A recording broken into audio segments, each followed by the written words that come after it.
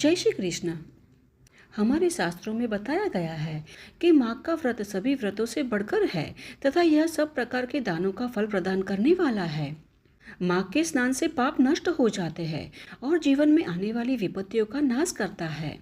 दरिद्रता, पाप और दुर्भाग्य रूपी कीचड़ को धोने के लिए माघ स्नान के सिवा दूसरा कोई उपाय नहीं है। अन्य कर्मों को यदि अश्रद्धा पूर्वक किया जाए तो वे बहुत थोड़ा फल देते हैं, किंतु माघ स्नान यदि श्रद्धा के बिना भी विधि पूर्वक किया जाए तो वह पूरा पूरा फल देता है। तो ऐसे ही पावन माघ मास के महात्म्य की आज हम कथा का श्रवण करेंगे। तो कथा सुनने के लिए अंत तक हमारे साथ जुड़े रहना और कथा अच्छी लगी तो लाइक, शेयर और ऐसे ही वैदिक और प्रमाणभूत कथाओं का श्रवण करने हेतु इस चैनल को अभी तक आपने सब्सक्राइब नहीं किया है तो कृपया कर लीजिएगा। तो आइए आज की कथा का आरंभ करते हैं। तो हमने आगे माघ महात्म्य की कथा में सुना कि किस प्रकार भृंगुशृंग ने अपनी तपस्या से भगवान श्री हरि विष्णु को प्रसन्न किया। उन्हें प्रत्यक्ष दर्शन देते हुए कहा कि हे भृंगुशृंग, तुम्हारी इस तपस्या से मुझे बड़ी प्रसन्नता हुई है। माघ मास में इस सरोवर के जल में जो तुमने स्नान और तप किया है इससे मैं बहुत संतुष्ट हूँ। हे मुने, तुम निरंतर कष्ट सहते सहते थक गए हो। दक्षिणाओं सहित यज्ञ, दान तथा यमों के पालन से भी मुझे उतना संतुष्ट नहीं होता जितना माघ के स्नान से होता है। पहले तुम मुझसे वर मांगो, फिर मैं तुम्हें मनोवांछित वस्तु प्रदान करूंगा। हे भृंगुशृंग, तुम मेरी प्रसन्नता के लिए मैं जो आज्ञा दूं उसका पालन करो। इस समय तुम्हारे ब्रह्मचार्य से जिस प्रकार ऋषियों को संतोष हुआ है उसी प्रकार तुम यज्ञ करके देवताओं और संतान उत्पन्न करके पितरों को संतुष्ट करो। मेरे संतोष के लिए ये दोनों कार्य तुम्हें सर्वथा करने चाहिए। अगले जन्म में तुम ब्रह्मा जी के पुत्र महाज्ञानी रुबु नामक जीवन मुक्त ब्राह्मण होंगे और निदाधकों को वेदांत वाक्य जन्य ज्ञान का उपदेश करके पुनः परम धाम को प्राप्त होगे। तो इस प्रकार भगवान श्री हरि विष्णु की आज्ञा अनुसार भृंगुशृंग ने गृहस्थ आश्रम स्वीकार करने का निश्चय किया। अब कथा सुनाते हुए आगे वशिष्ठ जी कहते हैं कि हे राजन, भोजपुर में उच्चतय नाम के एक श्रेष्ठ मुनि थे। उनके कमल के समान नेत्रों वाली एक कन्या थी जिसका नाम सुव्रता था। वह माघ मास में प्रतिदिन सवेरे ही उठकर अपने कुंवारी सखियों के साथ कावेरी नदी के पश्चिमगामी प्रवाह में स्नान किया करती थी। स्नान के समय वह इस प्रकार प्रार्थना करती थी कि हे देवी, तुम सह्य पर्वत की घाटी से निकलकर श्री रंग क्षेत्र में प्रवाहित होती हो। श्री कावेरी, तुम्हें नमस्कार है, मेरे पापों का नाश करो। हे माता, जो भक्तजन माघ मास में आपके पवित्र जल में स्नान करते हैं, आप उनके महापापों को धो देती है। मुझे मंगल प्रदान कीजिए। हे पश्चिम वाहिनी कावेरी, मुझे योग्य पति, धन, पुत्र, मनोवांछित फल और पतिव्रता धर्म पालन करने की शक्ति प्रदान कीजिए। इस प्रकार 3 वर्षों तक सुव्रता ने नियम पूर्वक माघ स्नान किया। इस प्रकार उसका उत्तम चरित्र और गृह कार्य में कुशलता देखकर पिता उच्चतय मुनि अत्यंत प्रसन्न रहते थे। वे सोचने लगे कि अब इस योग्य कन्या का विवाह किस सुयोग्य वर से करूं। अब उसी समय कुत्स्य मुनि ने अपने ब्रह्मचारी पुत्र वत्स के लिए सुव्रता को वधु के रूप में चुनने का निर्णय किया, क्योंकि सुव्रता सभी शुभ लक्षणों से युक्त, शुद्ध हृदय, निरोगी और अत्यंत रूपवती थी। अब एक दिन सुव्रता अपनी 3 सखियों विमला, कमला और सुरसा के साथ प्रातःकाल माघ स्नान के लिए कावेरी तट पर पहुंची और अचानक जल से एक विशाल और भयानक जंगली हाथी बाहर निकला और उसे देखकर चारों कन्याएं भयभीत होकर इधर उधर भागने लगी तथा वह हाथी भी उनका पीछा करता हुआ बड़ी दूर तक आया। अब तेज दौड़ने से थककर हांफती हुई चारों कन्याएं अचानक तिनकों से ढके हुए एक सूखे कुएं में गिर पड़ी और गिरते ही उनकी मृत्यु हो गई। अब जब बहुत समय बीतने पर वे सभी अपने घर पर नहीं लौटी तो उनके माता पिता व्याकुल होकर उन्हें खोजने निकले और वन वन भटकते हुए उन्हें वह गहरा कुआं मिला जो तिनकों से ढका होने के कारण छिपा हुआ था। अब कुएं में जाकर उन्होंने देखा तो चारों कन्याएं निर्जीव पड़ी थी। अब माताएं कुएं में उतर गई और अपनी अपनी पुत्रियों को छाती से लगाकर हे विमले, हे कमले, हे सुव्रते, हे सुरसे पुकारती हुई विलाप करने लगी। अब उसी समय तपस्वी, तेजस्वी, धीर और जितेंद्रिय श्रीमान भृंगुशृंगी मुनि वहां पहुंचे। उन्होंने स्थिति को समझा और शोकाकुल माताओं को आश्वासन देते हुए कहा कि जब तक मैं इन कमल नयनी कन्याओं को जीवित नहीं कर देता तब तक आप सब इनके शरीर की रक्षा करें। अब यह कहकर मुनि पवित्र कावेरी नदी के तट पर गए और कंठ पर जल में खड़े होकर मुख और भुजाएं ऊपर उठाकर सूर्यदेव की ओर देखते हुए वे मृत्यु के देवता यमराज की स्तुति करने लगे। अब इस समय भी वही जंगली हाथी पानी से बाहर आया और क्रोध में सूंड उठाकर मुनि को मारने के लिए उनकी ओर दौड़ा, परंतु मृंगुशृंग मुनि निर्विकार भाव से जल में ही खड़े रहे, मानो चित्र में अंकित हो। अब मुनि के निकट आते ही हाथी का क्रोध शांत हो गया। उसने अत्यंत विनम्रता से मुनि को अपनी सूंड से उठाकर अपने पीठ पर बिठा लिया और मुनि ने हाथी के भाव को समझ लिया। उसके पश्चात जब समाप्त करके उन्होंने हाथ में जल लेकर कहा कि मैंने 8 दिनों के माघ स्नान का पुण्य फल तुम्हें प्रदान किया है। यह कहते हुए उन्होंने वह जल हाथी के मस्तक पर छिड़क दिया और उसी क्षण हाथी पाप मुक्त हो गया। तब उसने प्रलयकालीन मेघ के समान जोर से गर्जना की और मुनि ने कृपा पूर्वक हाथी के शरीर पर हाथ फेरा। उनके स्पर्श मात्र से ही हाथी ने अपना पशु शरीर त्याग दिया और आकाश में देवताओं की भांति दिव्य रूप धारण किए हुए दृष्टिगोचर हुआ और उस रूप में उसे देखकर मुनीश्वरों को बड़ा विस्मय हुआ। तब दिव्य स्वरूपधारी उस जीव ने कहा कि हे मुनीश्वर, आपके स्पर्श मात्र से मैं कृतार्थ हो गया, क्योंकि आपने मुझे अत्यंत निंदनीय एवं पापमयी पशु योनि से मुक्त कर दिया। हे दयानिधे, अब मैं अपना सारा वृत्तांत सुना रहा हूँ कि किस प्रकार मुझे पशु योनि प्राप्त हुई थी। पूर्व काल में निषद नगर में विश्वगुप्त नाम के एक धर्मात्मा वैश्य रहते थे। मैं उनका पुत्र था और मेरा नाम धर्मगुप्त था। मैं अपने वर्ण धर्म का पालन करता था। स्वाध्याय, यज्ञ, दान, व्यापार, गोपालन और खेती करता था। सत्य बोलता, किसी की निंदा नहीं करता था। इंद्रियों को वश में रखता और केवल अपनी पत्नी से प्रेम करता था। मुझ में राग, द्वेष, भय और क्रोध नहीं थे तथा लोभ और ईर्ष्या से दूर रहता था। मैं देवताओं, ब्राह्मणों और गायों की सेवा करता था।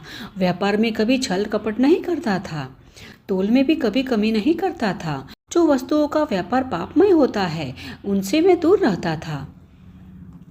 इस प्रकार धर्मपूर्वक जीवन जीते हुए मैंने 1 करोड़ स्वर्ण मुद्राएं कमाई और मेरा एक गुणवान पुत्र था और मैंने अपने धन को 2 भागों में बांटा। आधा पुत्र को दिया और आधे से धर्म कार्य किए। मैंने तालाब खुदवाए, उद्यान लगवाए, मंदिर बनवाए, मरुभूमि में कुएं और विश्राम गृह बनवाए, कन्यादान, गौदान, भूमिदान और अन्नदान किए। फिर एक दिन एक कापालिक आया। उसने रसायन विद्या के चमत्कार दिखाकर मुझे अपने जाल में फंसा लिया और सोना चांदी बनाने की लालच में मैंने अपना सारा धन गंवा दिया, जिससे मैं दरिद्र हो गया। अब उसी समय माघ मास आया तो मैंने 10 दिनों तक महानदी में स्नान किया, परंतु वृद्धावस्था के कारण अधिक दिन नहीं कर सका। मेरा पुत्र देशांतर भी चला गया, खेती भी नष्ट हो गई, पुत्र ने भी कुमार्ग अपना लिया। अब मैं कुटुंब के भरण पोषण के लिए अपना धर्म बेचने लगा, परंतु माघ मास के पुण्य फल को नहीं बेचा। अब एक दिन हुआ यूं कि जीभ के स्वाद से वशीभूत होकर मैंने दूसरे के घर में अधिक मिष्ठान खा ली। इससे अपचा हुआ, फिर अतिसार रोग हुआ और उसी से मेरी मृत्यु हो गई। और केवल माघ मास के पुण्य फल से मैं 1 मनवंतर तक स्वर्ग में रहा और पुण्य फल समाप्त होने पर मैंने हाथी की योनि में जन्म लिया, क्योंकि मैंने अपना धर्म बेच लिया था। हे मुनीश्वर, आज आपने मुझे इस योनि से भी मुक्त कर दिया।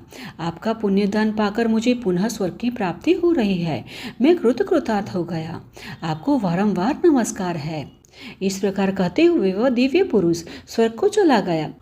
तत्पश्चात मृंगुशृंग मुनि पुनः जल में खड़े होकर यमराज से स्तुति करने लगे।